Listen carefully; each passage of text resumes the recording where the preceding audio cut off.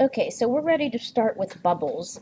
If you want to draw your own bubbles, you can. If you follow along with the step-by-step instructions in Canvas, that will show you how you can draw a bubble from scratch.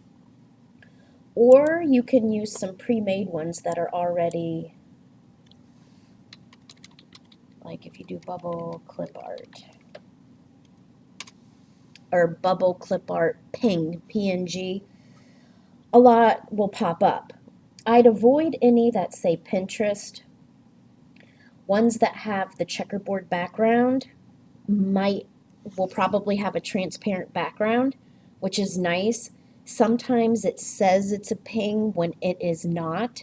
So I'm going to show you ways how to work around this. And so I saved two different files this way to show you how you can treat them and animate. So after you find some bubbles. So for this one, I'm going to go File, Import to Library. These are the bubbles that I found.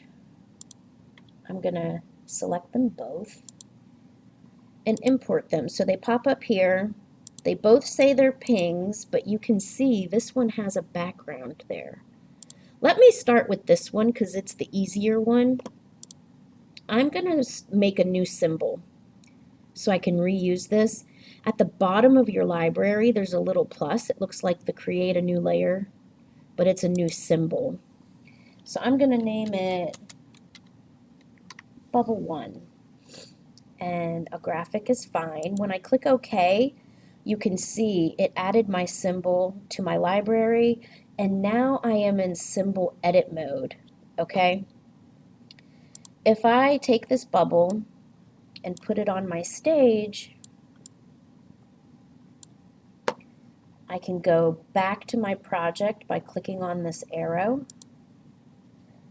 and now I can take the bubble 1 graphic symbol and drag it. Oh, I need a new layer. So add a new layer.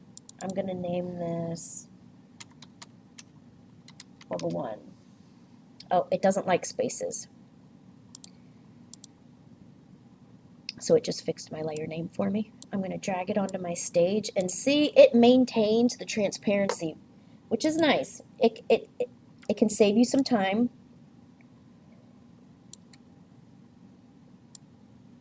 And I'm going to start it down here, okay?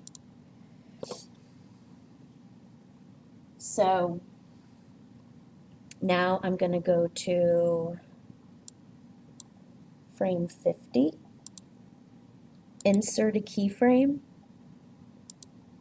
and I'm going to drag it to the top because it's going to float through the water.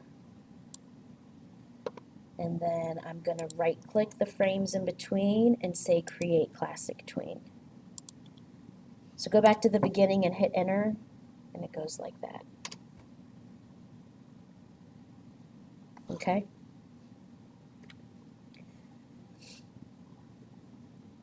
Now let me show you, if you get one like this that has the outline, I'm going to make a new symbol and name it bubble 2.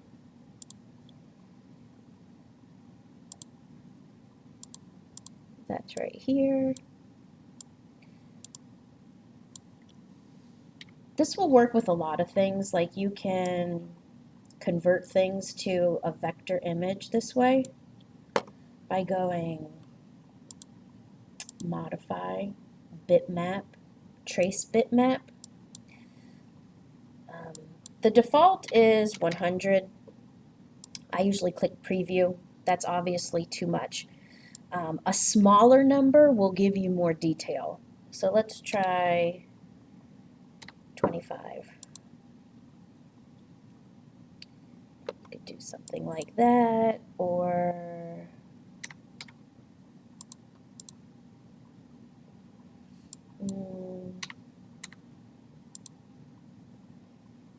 okay, I like that. So I'm going to click OK. Now watch this. If I click off of it to deselect it, I can select the background and hit delete. So now when I go back to my project and make a new layer for my bubble,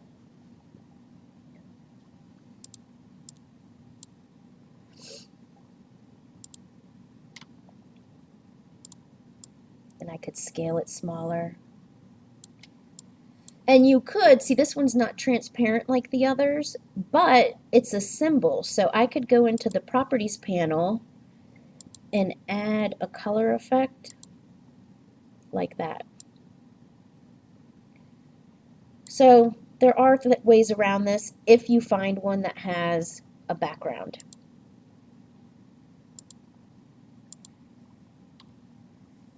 I'm going to just keep using the first one that I had. I like it a lot.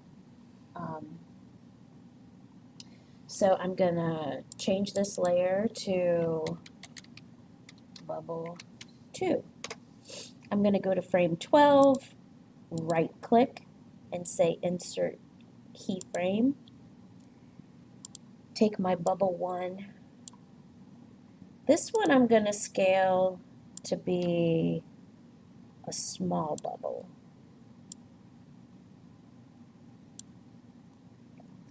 Go to frame 50, right click, insert keyframe, drag it to the top, and make a classic tween.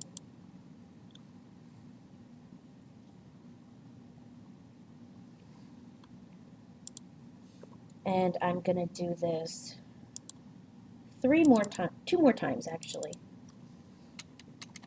Bubble 3. This one I'm going to go to frame 5, insert keyframe,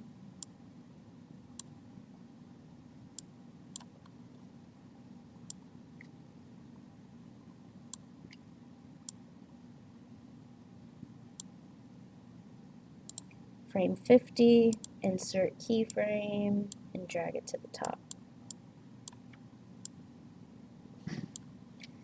And create a classic tween. One more.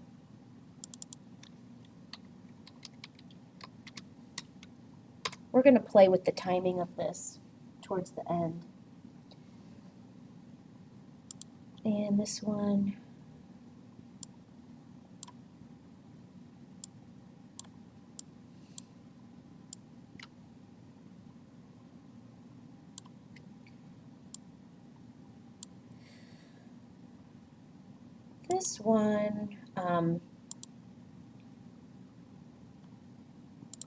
right click on frame 50, insert keyframe,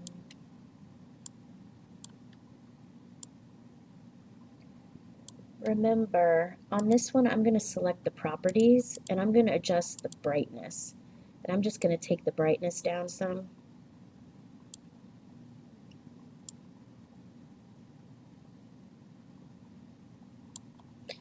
Right click, create classic tween.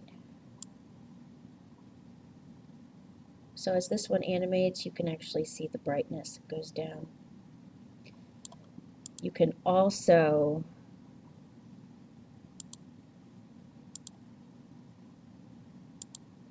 take down the transparency if you'd like.